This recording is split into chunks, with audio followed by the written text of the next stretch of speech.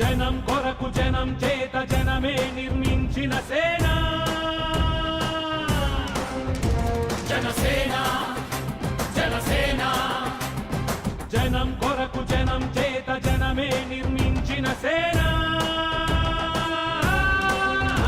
జనసేన జనసేన జనం గోడు వినడానికి జనం తోడు అనడానికి జనం వైపు అడుగేసిన సేన జనసేన జనమే తన సేన జనమే తన సేన కనుకనే కదిలెదిల జనంలోకి జనసేన జనంలోకి జనసేన జనంలోకి జనసేన జనం కొరకు జనం చేత జనమే నిర్మించిన సేన జనసేన జనసేన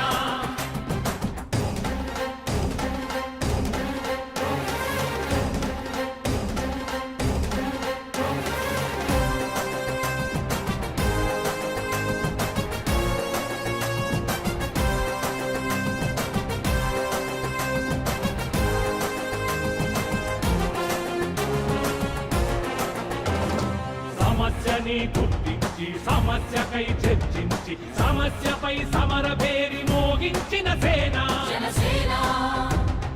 పరిష్కారమే పరాకాష్ఠగా పారబట్టి పలుగుబట్టి పోరాడే మన సేన జనమే తన సేన జనమే తన సేన కనుకనే కదిలెదిల జనంలోకి జనసేన జనంలోకి జనసేన జనంలోకి జనసేన జనం కొరకు జనం చేత జనమే నిర్మించిన సేన జనసేన జనసేన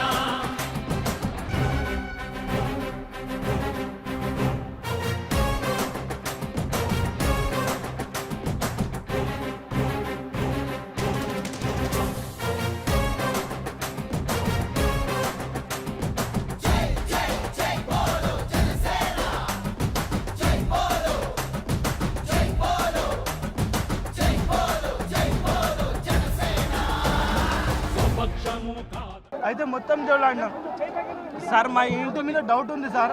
అతను మా బాబుని చాలా చాలా కీలకంగా చంపారు సార్. మా అమ్మాయిని టాస్క్ ఫోర్స్ పోలీసు వచ్చి సిఆర్పీలో బలగాలని చెప్పి చాలా అంటే చాలా అతి దారుణంగా చెప్పుకుంటారు సార్. మాకు దారుణంగా కొట్టి పాపను ఎవరికుండా ఎమ్మెల్యే మా లంబాడ కులానికి చెందిన వ్యక్తి రవీంద్ర కుమార్ మొత్తం చూసినాం సార్. అయినా చూడాలి 7 అయింది, 8 అయింది, 9 అయింది, 10 అయింది, 4 గంటలైంది సార్. మా పాప మిస్ అయింది సార్. మాకు డౌట్ ఉంది సార్. ఈ తల కొంచెం తెరవండి సార్ అంటే ఏమంటారు వాళ్ళు? దీంట్లో బంగారం ఉంది, మాకు తెరవనికి మాకు రైట్స్ లేవు అని చెప్పారు సార్ వాళ్ళు. బంగారం ఉందంట, వెండి ఉందంట, డబ్బులు ఉన్నాయంట గుడిసెలల్లా. మనం వచ్చి జనసేన విద్యార్థి విభాగం వచ్చిన 3 డేస్కి మీడియా మొత్తం ఒకసారి అసలైన కేసు ఇక్కడ జరిగితే మీడియా ఒక్క టీవీ9 కానీ ఏబిఎన్ కానీ అదే ఎన్టీవీ ఏది రాకపోతే వాళ్ళపైన మనం పోయి అడిగినాం. అప్పుడు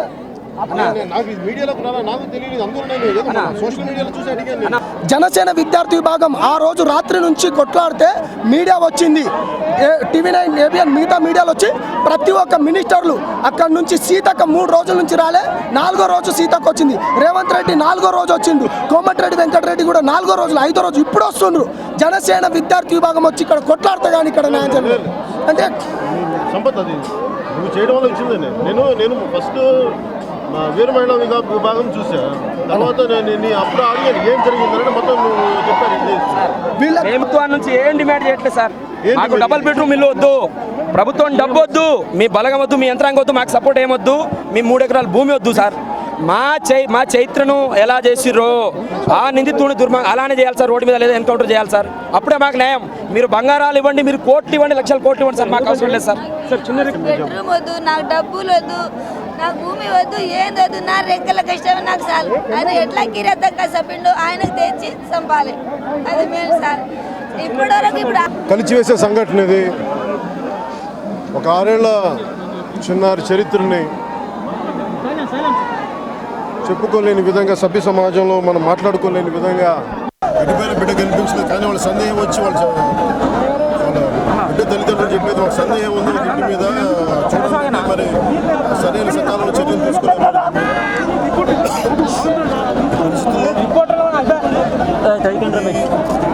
సంఘటన రిపీటెడ్ జరుగుతున్న సంఘటన దీన్ని ఒక మీడియా పరంగా కూడా దీన్ని బయటికి తీసుకురావాల్సిన అవసరం ఉంది. ఒక సంఘటనని హైలైట్ చేసి కాకుండా ఇది బయటికి ఎక్కువ మందికి తెలియజేయాల్సిన అవసరం ఉంది. ఇది సోషల్ మీడియా ద్వారా ఎక్కువ తెలిసి జనసేన వీర మహిళా విభాగం అలాగే జనసేన విద్యార్థి విభాగం నాయకులు సంపత్ కుమార్ వీళ్ళందరూ కలిసి సంపత్ నాయకులందరూ కలిసి నా దృష్టికి తీసుకొచ్చారు. ఇది ఇప్పటిదాకా న్యాయం జరగలేదు, ఇప్పటిదాకా నిందితులు దొరకలేదని తల్లిదండ్రులు కానీ బంధువులు కానీ మొత్తం స్నేహితులు అందరూ బాధపడుతూ ఉంటారు. దీంట్లో పార్టీల ప్రకార సానుభూతిని తెలియజేస్తా ఉన్నాను. ఇప్పటికైనా సరే ప్రతి ఒక్కరు పార్టీలకు అతీతంగా అందరికీ చనిపోయిన బిడ్డకి న్యాయం జరగాలి. అది ప్రభుత్వం నడిపిస్తున్న పెద్దలకి అందరికీ కూడా నా విన్నపం, దయచేసి పంపించి ఒకసారి వీరికి ప్రభుత్వం తరపు నుంచి కూడా ఏదైనా ఓదార్పు ఏదైనా సహాయం ఉంది వారికి భరోసా తెలియజేయండి. ఎందుకంటే ఒకసారి ఇంట్లో బిడ్డ ఇలాంటి పరిస్థితుల్లో కోల్పోయినప్పుడు ఏ తల్లిదండ్రులైనా ఇంట్లో ఎవరైనా సరే బిడ్డని ఓదార్పు కోరుకుంటారు. పెద్దలందరికీ కూడా విన్నపం ఒకసారి పెద్దలు ఒకసారి వచ్చి పరామర్శించి ఓదార్పు ఇవ్వాల్సింది కోరుకుంటున్నారు. అలాగే ఎలాంటి న్యాయం చేస్తే బాగుంటుందో ఒకసారి ఆలోచించి తగు న్యాయం చేయవలసింది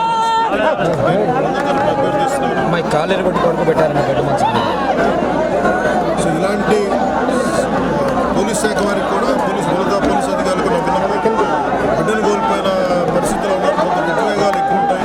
దయచేసి అర్థం చేసుకుని కొంత సానుకూలంగా కొంత సామరస్యంగా మీరు వారిని హ్యాండిల్ చేయవలసిన మనస్ఫూర్తిగా వీరికి ఈ దోషికి సరైన శిక్ష పడే వరకు జనసేన